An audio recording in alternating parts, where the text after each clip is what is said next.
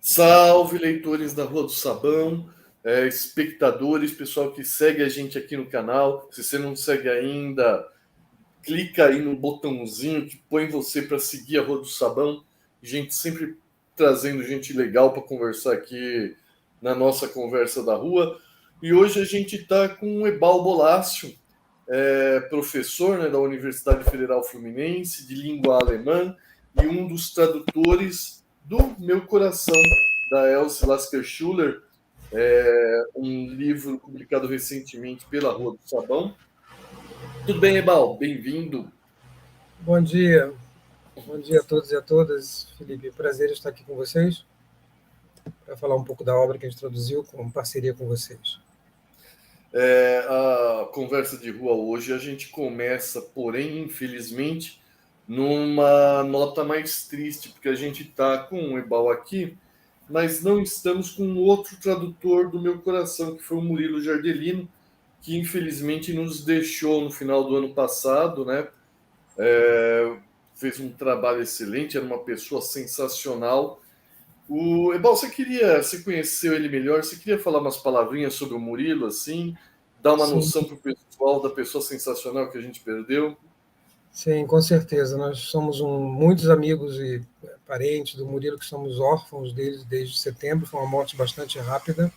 Ninguém estava aguardando, esperando esse desfecho assim tão rápido. Murilo completaria agora no final de março 60 anos. Era bastante jovem, né? Hoje em dia nós somos 60 anos, não é nem mais idade, como se diz. Murilo é um amigo que eu conhecia já há bastante tempo, há mais de 10 anos, e era uma pessoa que tinha uma ligação muito grande tanto com a literatura, tradução. Ele fez várias traduções importantes, como, por exemplo, do filósofo Wilhelm Flusser, que é bastante conhecido, traduziu também obras de Stefan Zweig e de outros autores de língua alemã. E ele tinha uma formação em letras mesmo. Na verdade, a primeira formação do Murilo tinha sido em engenharia.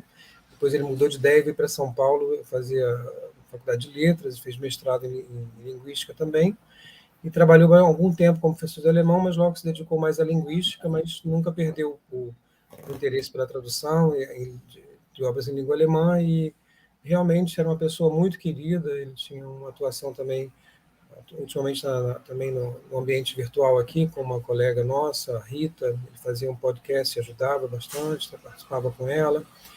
E, inclusive, eu fiz um podcast ontem com a Rita, que vai em homenagem a ele, que vai ao ar. Depois eu divulgo também para vocês o link, se interessar.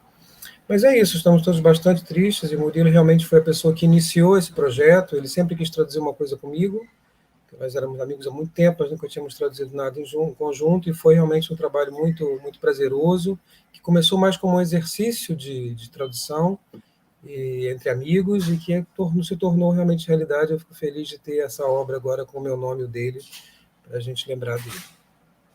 É um belo legado. Ele tem uma produção intelectual bastante significativa, né? Ele deixou um legado muito poderoso e, sem dúvida, um deles é ter trazido a Lasker Schuller, né? Que é uma autora interessantíssima pelo próprio mérito, né, da produção dela, mas também pelo papel, né, histórico. Ela foi talvez a principal voz feminina, né, do movimento expressionista, e tinha alguma coisa publicada dela no Brasil já, Ebal? Você tem alguma? Sim, já vi alguma coisa dela publicada em língua portuguesa, mas principalmente a lírica, né? Na verdade, o que foi traduzido, você encontra bastante tradução dela, tanto de trechos, como também de obras de prosa, mas principalmente lírica, né? E nós tivemos o prazer de ter também, como vocês vão ver no prefácio, no pós-fácio, vocês sabem, da colega a Juliana Pérez, da USP, que é uma grande especialista em Eslasca Schüler. Nós tivemos o prazer de contar com a participação dela, e a Juliana, inclusive, traduziu algumas coisas dela também. Ela fez um trabalho bastante intenso com a Eslasca Schüler. Ainda existem trabalhos feitos com ela, com suas orientandas, né? E ela nos ajudou bastante também nessa questão de entender alguns trechos. Ela nos ajudou também na tradução. E realmente, sim, voltando só para não me escapar um pouquinho, a lírica dela realmente é traduzida. Mas esse livro especial, mesmo a tradução para o inglês que a gente achou, para dar uma olhadinha, né, para como é comum fazer, é uma tradução razoavelmente recente, de 2016, pelo que eu vejo no livro. Mesmo em outras línguas, nós achamos a tradução para o italiano e para o francês, mas que são razoavelmente recentes também. Não, pode continuar. Não, eu só queria dizer isso. Na verdade, a lírica dela é traduzida, né? Inclusive, apesar de... E ela realmente é mais conhecida pela lírica mesmo, né? A lírica dela é muito, muito elogiada e muito estudada. É que ela tem uma produção... Ela era principalmente poeta, né? Mas ela fez peças também, né? Ela funciona no meu coração. É interessante que a gente está gravando esse programa no Dia das Mulheres, né? 8 de março. A gente grava antecipadamente, a gente sinto informar, mas é tudo mentira o que vocês veem na internet, isso não é ao vivo mesmo. Mas tem essa coisa, né? A gente vê esses movimentos de vanguarda, não só os movimentos de vanguarda europeus do começo do século, mas até o movimento beat, até coisas como, por exemplo, a onda do True Crime, que começou com o Truman Capote, e tem autoras femininas importantes que fazem parte desde o começo e acabam sendo até deixadas de lado, né? Não recebem tanta atenção.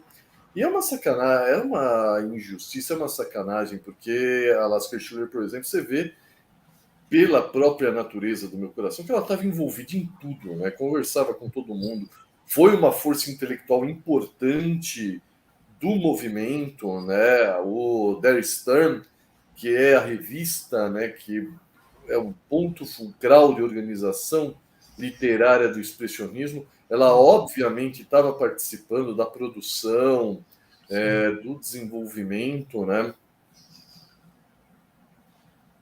Então, assim, é um processo de resgate mesmo que vocês fizeram. Como eu poderia dizer assim, é um ato, uma boa ação intelectual, né? Garantir que não, tá aqui, a gente vai ter Elsie Lasker Schuller devidamente respeitada, devidamente publicada no Brasil. Exatamente. Vamos falar, então, O Meu Coração ele é um livro interessante, que ele é uma série de cartas, né, que a Elsa escreve para o Hervart, é Hervart que se pronuncia? Isso. Ela escreve para o então esposo dela, o Hervart, que era o editor da Der Stern, enquanto ele estava numa viagem para a Noruega. Mas não é isso de verdade, né? Quer explicar um pouquinho esse jogo da Lasker Schuller? Exatamente. Só queria retomar um pouquinho o que você falou com relação a esse resgate da figura dela, e, na verdade, foi uma intenção do Murilo, tenho que dizer realmente que foi um projeto inicialmente dele, né, que ele compartilhou comigo, de realmente resgatar. Então, quando nós começamos a procurar uma autora, ele fez questão de que fosse uma autora que, para poder ressuscitar exatamente, assim, dar uma maior ênfase a essa questão, né, do papel das mulheres na literatura alemã, de expressão alemã, e nós encontramos, então, a Elsa Lasker Schuller, quer dizer, nós todos a conhecíamos, né, na verdade, isso é uma autora que sempre aparece quando a gente estuda literatura alemã, e esse resgate que ele fez e que compartilhou comigo e perguntou o que eu achava. Nós tínhamos visto também outras autoras, mas acabou que ficamos com ela exatamente por causa disso, porque ele queria uma mulher que tivesse tido um papel importante, ainda que na época talvez não se reconhecesse tanto que o papel dela como feminista, né, como autora feminista, como alguém que teve um papel importante na literatura alemã nessa época, no começo do século XX. E o livro é muito interessante, na verdade, até quando o Murilo procurou, né, a editora para falar sobre esse interesse de fazer esse projeto, nós até brincamos assim, porque na verdade vocês também têm um foco em literatura escandinava, né? E nós brincamos, inclusive porque são cartas norueguesas, então tem até a ver. E, na verdade, o livro, como você bem disse, é uma narrativa epistolar, então são várias cartas, né, que teoricamente teriam sido enviadas ao marido, ou então o marido dela, que estaria na Noruega, mas na verdade ele foi para a Suécia. Houve uma viagem realmente, mas foi para a Suécia. Isso é interessante. Mas, então, são cartas endereçadas ao marido, que supostamente estaria na Noruega, mas, na verdade, estava, nesse momento, já na Alemanha de volta, e era um dos editores da Storm, né? E é mais ou menos, hoje em dia, acho que se diria que era um pouco uma lavação de roupa suja. Claro que o marido era o editor da revista, então ele sabia o que estava sendo publicado, mas é muito interessante pensar como isso foi, né? Porque ela era uma carta aberta em que ela fala bastante do casamento, né? Na verdade, ele se refere sempre a um amigo que viajou com ele, e também nisso, como você bem colocou já antes, ela é uma pessoa muito conhecida, ela conhecia todo mundo. Então, é impressionante o número de pessoas que nós conhecemos hoje, que para nós são pessoas históricas da área da literatura, da pintura, né? E que aparecem ali porque ela realmente frequentava o mundo, né? O círculo, digamos, artístico, literário da Alemanha da época, principalmente de Berlim. E esse romance ela também resgata muito, ela faz muita alusão à própria obra, né? Ela se refere a personagens das outras obras que ela já havia publicado até a época. E é um livro bastante, para nós foi bastante divertido traduzir, foi interessante, deu muito trabalho, na verdade, realmente.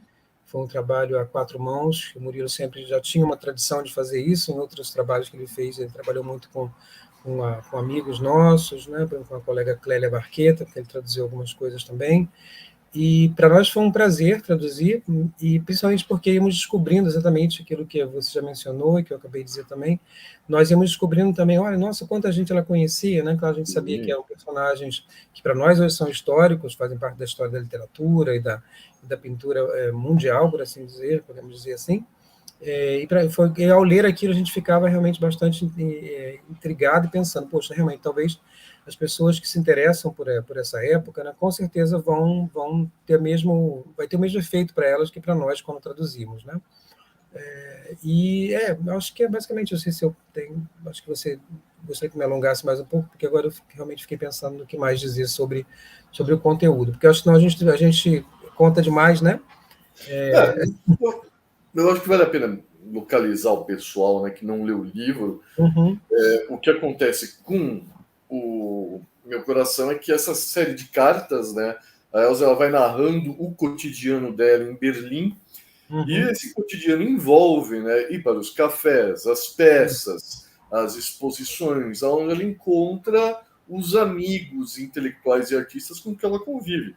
Só que sendo uma artista expressionista, né, na Berlim do entreguerra, na verdade é um pouco antes da Primeira Guerra, pouco antes da Primeira Guerra. Um pouco antes da Primeira Guerra Mundial, né? Que é bem a época das vanguardas artísticas, né? Então ela encontra o Max Oppenheimer, Paul Blanc, tem o Schoenberg é mencionado também, não é? Quem é quem, assim, fazendo arte na Alemanha no começo do século XX é mencionado nas cartas dela. E é engraçado porque tem até uma carta, uma hora, em que porque isso estava sendo publicado aos poucos na Der Stern, que era a grande revista expressionista. Tem uma hora que ela publica lá dizendo que quem não quiser ser mencionado nas cartas dela é só pagar ela tira o nome. Então, é uma coisa meio coluna social, mas não é, né? Porque é um trabalho ficcional, né, Ebal? Exatamente, isso é muito interessante. Eu me lembro exatamente desse momento essa parte trecho em que ela fala isso, né? E realmente é como se fosse, você bem colocou bastante bem, a questão é realmente como se fosse uma coluna social, né? Desse meio específico artístico na Alemanha nesse período um pouco antes da Primeira Guerra Mundial, mas também é um trabalho ficcional, inclusive aparecem não só as pessoas que aparecem a maioria delas na verdade existe mesmo, né? E são tratadas de maneira ficcional, mas e de uma maneira bastante irônica e divertida, na verdade. Quando você lê, você vê que ela trata isso, ela até menciona em alguns momentos assim que havia processos contra ela e tal, a gente não pode se resgatar isso, ver se realmente houve os processos ou não, mas de uma maneira muitas pessoas se sentiram incomodadas, né? Por isso que ela coloca esse adendo, né? Quem se sentir incomodado, isso é uma parte bastante interessante, É o próprio, inclusive, pensando, quando você lê, você pensa se o próprio marido dela, que era o editor da revista, não se sentiu incomodado. Mas aparentemente não, e eram cartas que tinham bastante sucesso junto ao público. Claro que era um público que se interessava por esse meio, né?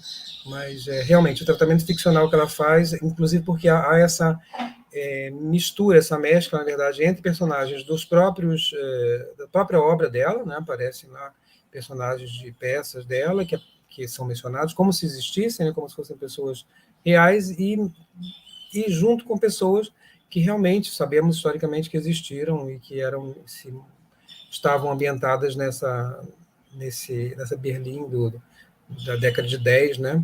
Por conta da Primeira Guerra. Então, isso faz a coisa bastante interessante, porque é uma mistura realmente, né? De ficção. Ela trata algumas coisas do real como se fosse ficção, e, ao mesmo tempo, ela trabalha personagens dela aquelas quais ela se refere, né, o tempo todo, né? Durante essa digamos, panorama que ela faz do que ela vê, né? Como você bem tem o café que ela sempre vai, Café das Vestas, né? Que ela sempre vai, e outros ambientes em que ela frequenta nessa época, e aí nesse momento aparecem as pessoas reais que ela descreve e comenta sobre essas pessoas, né? Realmente a coluna social foi bem interessante, porque realmente tem um quê disso mesmo, né? Embora seja uma visão bastante pessoal dela, né? Então ela sempre expressa os sentimentos que ela tem em relação àquelas pessoas e as reações que as pessoas têm em relação a ela. Ela comenta também a obra das pessoas, né, dos autores e dos pintores, né. Um nome que me lembro que vem sempre é Kokoschka, né, que aparece, que é citado bastante. Poblan, né? Que é o Isso. Poblan, eu não sei direito pronunciar, né? Mas não falta, né, figuras importantes. E é interessante que eu acho que vale a pena. Eu não sou um grande defensor da coisa dessa crítica biográfica, né? Pegar a vida do autor. Mas eu acho que no caso da Zilawska Schiller vale mencionar, né? Porque ela era uma figura interessante, porque ela levava a vida dela de uma forma vanguardista e revolucionária, né?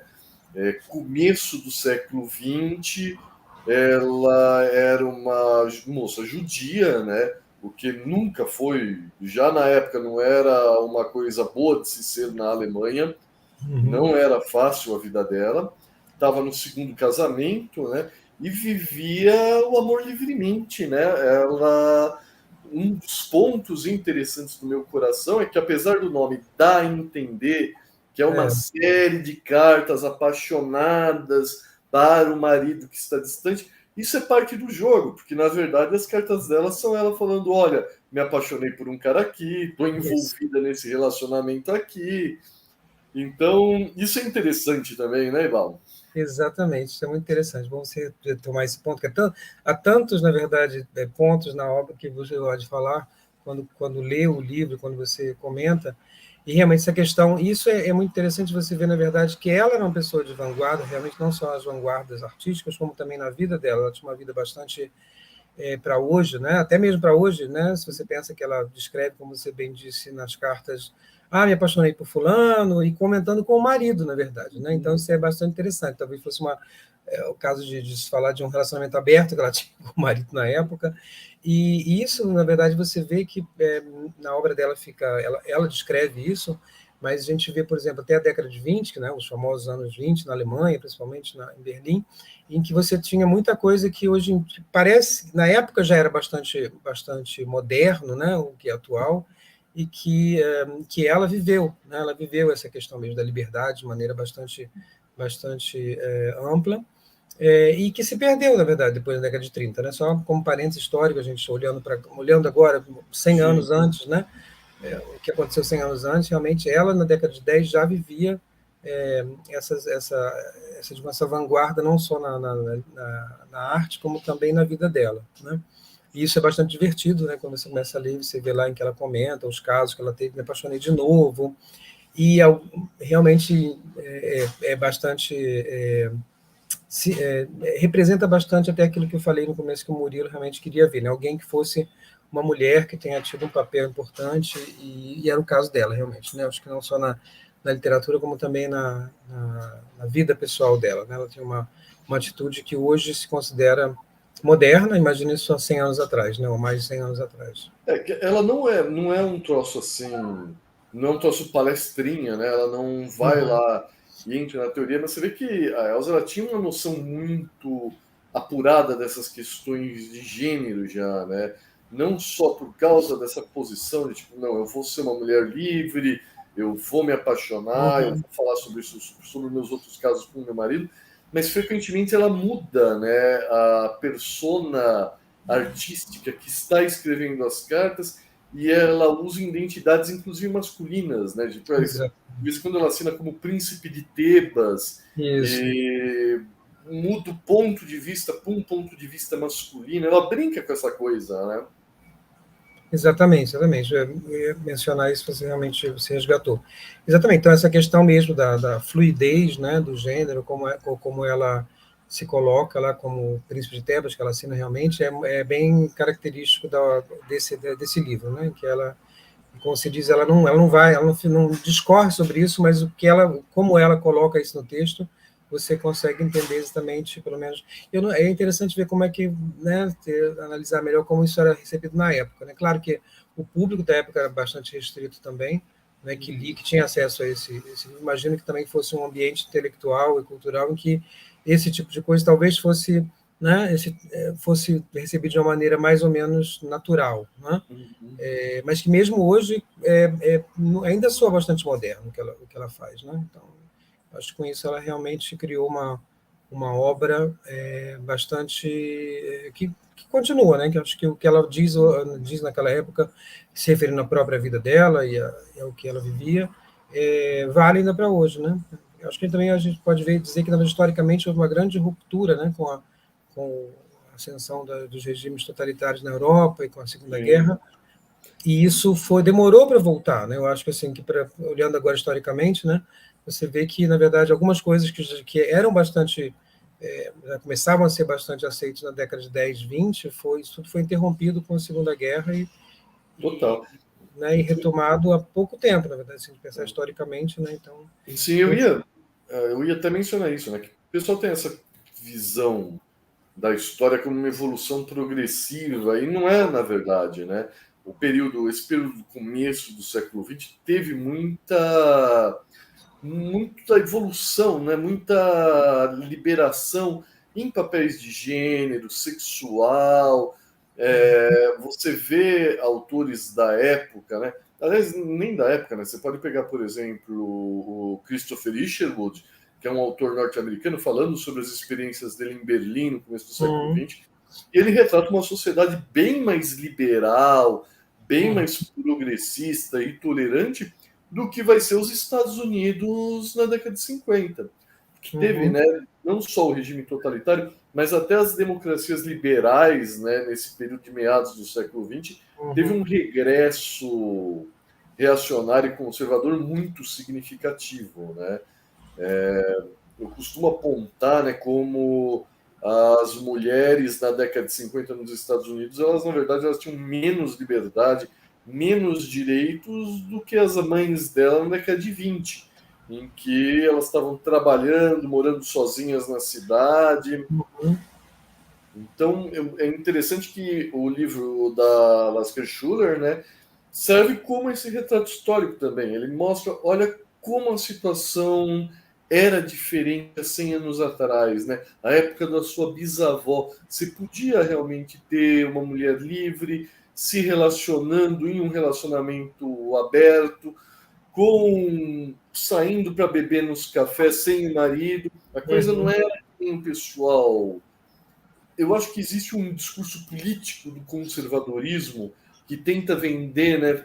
Você vê bastante isso na internet, tem aqueles memes de olha como era o homem antigamente. Não, os homens antigamente eram a mesma coisa que eram hoje, né? E inclusive talvez tivessem até menos encheção de saco para expressar sua sexualidade em todos os espectros, cores e matizes que eles bem entendiam. Pelo menos é o que o retrato que a Lasker Schuller faz da Berlim no começo do século XX parece dar a entender. Concordo com você, concordo, realmente é isso, né? É um pouco até assustador você ver, na verdade, como você colocou, né, que, poxa, a gente teve uma ruptura tão grande e que algumas coisas que a gente passou, né, se a gente não sou o primeiro, nem você o último a dizer isso, é o que a gente está vivendo agora também, né? Então, na verdade, dá um pouco de medo, né, quando você vê, a gente sabe como se diz, a história não é linear, a história se repete, né, como se diz na história, uma vez como tragédia, uma vez como comédia, eu não sei em que momento a gente está agora, mas porque também a perspectiva que nós temos, né, no momento é bastante complicada, né? A gente sabe não só no Brasil como a nível mundial, essa ação conservadora está aí de novo, né? Ela não só em países em que a gente sempre diz, são países que não, né, que são mais conservadores, como os países, por exemplo, do Oriente Médio, muçulmanos, né? Não só eles, nós estamos todos numa onda conservadora que está sendo contida, que teve agora há pouco tempo, não preciso mencionar o nome de políticos brasileiros do exterior, mas a gente sabe do que eu estou falando, né, que assim, você teve toda uma política conservadora. Os Estados Unidos também são um país bastante complexo, então você tem uma tendência mais conservadora, mas também tem muita coisa que vem de lá que é de vanguarda. As questões todas de gênero, por exemplo, de discussões sobre raça, se pode dizer ainda hoje, né, isso com relação a preconceitos, tudo começa lá, mas ao mesmo tempo você tem uma massa conservadora muito grande também lá. Então, acho que esses avanços que você apontou na obra dela, que já existiam na década de 10, 20, na Alemanha, por exemplo, e que se perderam, né, com tudo que aconteceu, isso eu ainda consigo ver um pouco agora, mas não sei se você compartilha da minha opinião, mas eu vejo um pouco nesse momento. Acho que assim, 100 anos depois a gente está um pouco vislumbrando que toda essa reação conservadora ainda está aí, né? Não foi digerida, acho que temos muitos avanços, ninguém pode negar, mas ainda está por aí, né? Então a gente percebe que, como eu sempre costumo dizer, assim, a volta dos que não foram. Acho que com muita coisa que aconteceu nos últimos anos, você percebeu que muitas discussões que a gente achava que tinham sido feitas e que tinham sido mais ou menos interiorizadas por todo mundo, né?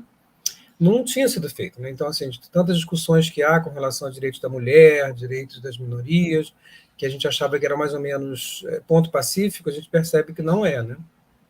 A gente vê o retrocesso recente que teve nos Estados Unidos, né, com relação ao direito ao aborto, que era algo que estava razoavelmente sedimentado desde os finais da década de 70, né? Todo mundo achava que não, está resolvida a questão, mas não, né? Eis que novamente o aborto é ilegal em diversos estados dos Estados Unidos.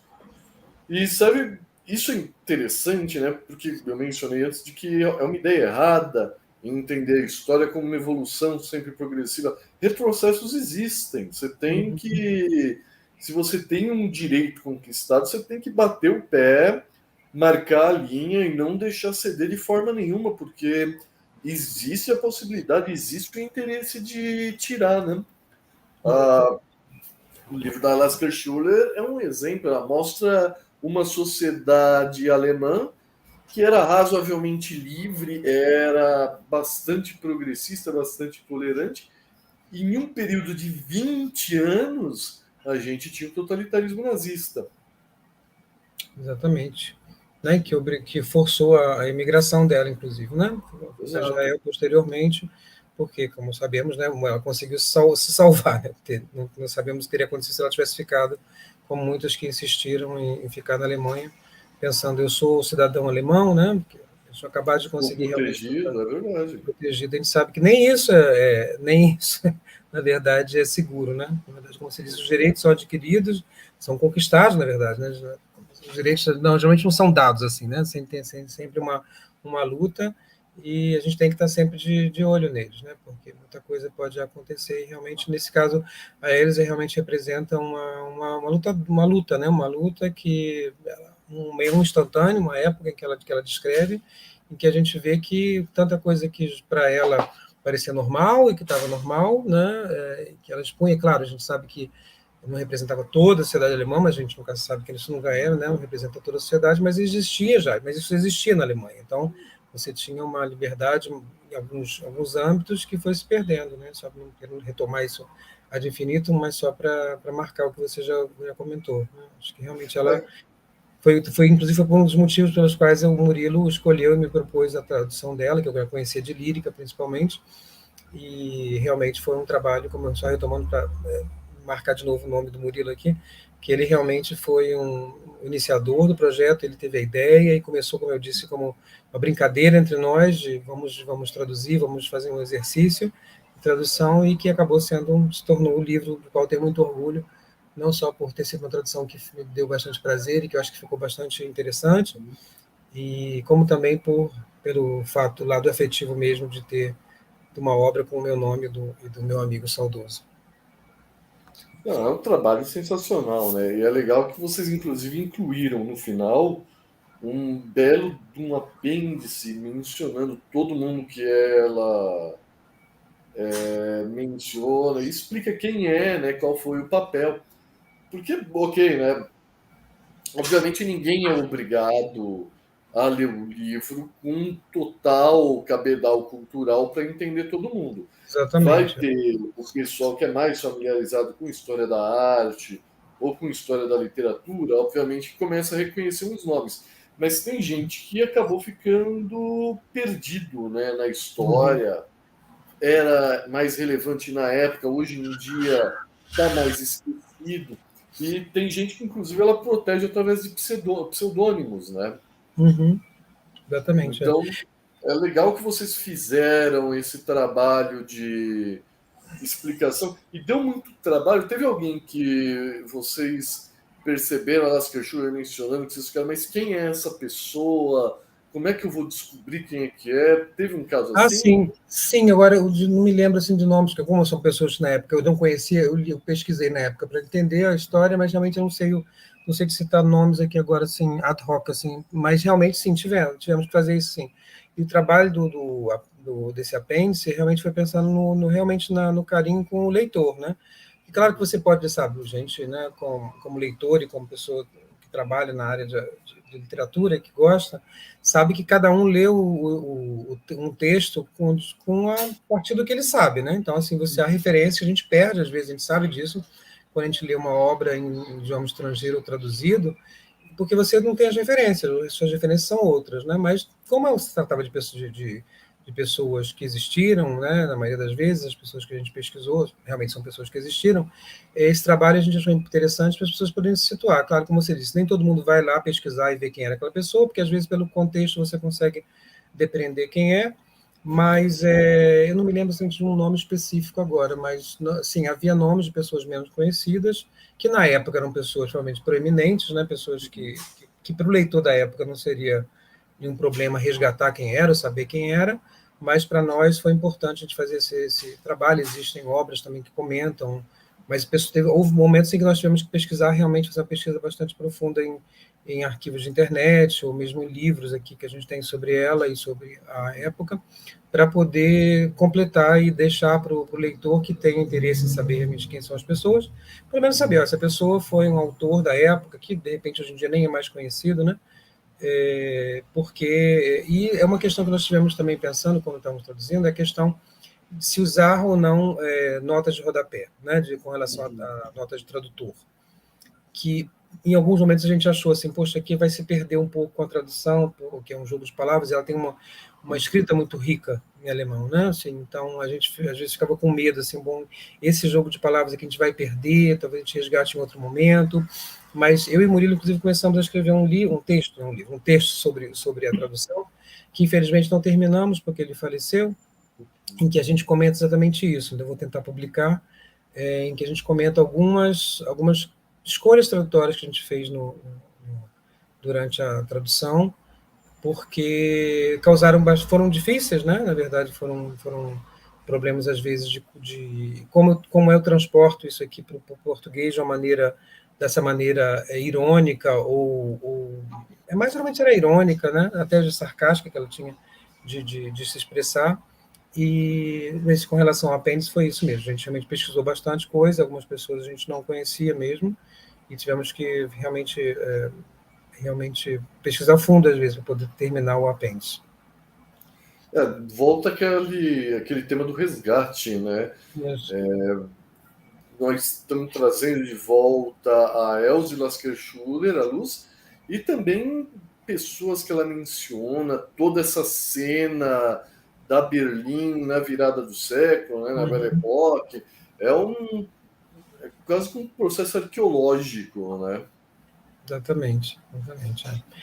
E nessa caminhada, eu queria retomar de novo o nome da colega Juliana Pérez, da USP, né, que é uma grande especialista, que nos ajudou bastante em entender algumas coisas. Eu li também, claro, os textos que ela publicou, o livro que ela publicou também, e para poder fazer esse resgate. Realmente quando você começa a trabalhar com alguém de uma época anterior à sua, bem anterior, 100 anos é bastante tempo, né? Realmente esse trabalho arqueológico que você menciona é importante mesmo, para a gente poder entender o que eu estou entendendo certo, o que está escrito aqui, né? E realmente é um trabalho que dá muito trabalho, um trabalho que dá trabalho, um pouco tautológico, mas que dá muito prazer também, né? Então foi um resgate importante. A gente está, mas para o leitor que não conhece o meu coração, a gente está falando bastante desse aspecto histórico e tal, mas eu queria pontuar também que o meu coração, ele é um livro muito lírico, é muito bonito, né? A gente mencionou que é uma obra ficcional, na verdade. A Elsa, ela brinca com essa mistura de ficção e realidade. Dá até para dizer que ela é uma pioneira na autoficção, né? Que hoje em dia é um gênero que faz muito sucesso. Provavelmente é o gênero que mais faz sucesso na literatura hoje em dia, né? E o final, o que pontua bem isso é o final do meu coração, que tem aquele longo. Monólogo não é bem termo, né? Mas é um longo parágrafo dela falando, e é uma grande ode à liberdade, né? A liberdade dela como mulher, a liberdade dela como indivíduo, como ela rejeita absolutamente todo grilhão, toda prisão social para se encontrar, ela se encontra enquanto indivíduo, enquanto pessoa no exercício dessa liberdade. Eu acho isso uma mensagem não só muito bonita, mas muito poderosa, né? Ainda mais quando você considera, é um livro de 100 anos atrás, né? Exatamente. Concordo plenamente com você, realmente o final realmente é como se fosse um pequeno manifesto dela, né? E realmente deu muito prazer traduzir no final também, mas realmente espero que o leitor tenha a mesma leitura que você, né, Felipe, porque espero que não só as pessoas que se interessam especificamente por essa época, mas também por literatura de modo geral, tenham a possibilidade de ler o livro e fazer uma leitura como você fez, como eu, também nós entendemos também ao ler em alemão, depois traduzi-lo, né? Mas realmente podemos ver e realmente o papel dela na literatura e na história mesmo, né, da literatura alemã, realmente conhece ela, para nós, ela representa realmente isso que você disse com relação à liberdade, né? Ela realmente era uma pessoa que teve uma vida muito difícil, como você falou, né? Inclusive ela descreve no texto, né, as dificuldades que ela teve, até de dinheiro mesmo, né? Então, as passagens bastante interessantes que ela comenta, isso não tem vergonha de dizer, né, que ela passa por dificuldades, mas apesar de tudo, ela é uma mulher livre, né? E ela faz questão de frisar isso, né, de maneira indireta ou direta, como parece. Então, gente, Meu Coração, livro da Rua do Sabão, está disponível nas melhores livrarias, nas melhores lojas. Se a sua livraria não tem, você conversa lá para eles estarem disponíveis, que daí ela melhora. É assim que funciona. Tem na Amazon, pela internet toda. Pode comprar na nossa lojinha, que daí você não dá dinheiro para o Jeff Bezos, melhor ainda. É uma viagem fantástica pela época alemã, pelo começo do expressionismo. Tem um montão de fofoca de gente famosa, mas não é só isso. Também é um manifesto muito poderoso sobre o que é ser mulher, sobre o que é ser livre, né? Que ainda é muito válido hoje em dia. E eu quero agradecer você, Bal, por ter participado aqui da conversa. Tem uma última palavrinha aí para o pessoal? Sim, posso dizer que foi um prazer, na verdade, a tradução, e lembrar o meu amigo Murilo, que teve a ideia, que me levou junto. Também agradecer novamente a professora, a nossa colega Juliana Pérez, da USP, e principalmente a vocês, né, que toparam entrar conosco nessa viagem, e ficamos muito felizes, e vocês sempre foram muito atenciosos conosco. Então, não, esqueci de mencionar também que nós recebemos, inclusive, um apoio do Instituto Goethe, né, para a tradução. A gente esqueceu de dizer, então está lá, nós tivemos um apoio porque reconheceram o mérito do trabalho, né, o mérito do projeto, primeiramente. Né? Então tá, acho que é só isso. Obrigado, Felipe, foi um prazer. Obrigado a todo mundo que assistiu. Em breve estamos de volta com mais conversa na rua, conversando mais. Não realmente na rua, né? É tudo pela internet hoje em dia. Tecnologia é fantástica. Falou, gente. Clica aí, segue a gente. Leia os livros da Rua do Sabão. Valeu, Ebal. Obrigado. Muito obrigado. Tchau, tchau.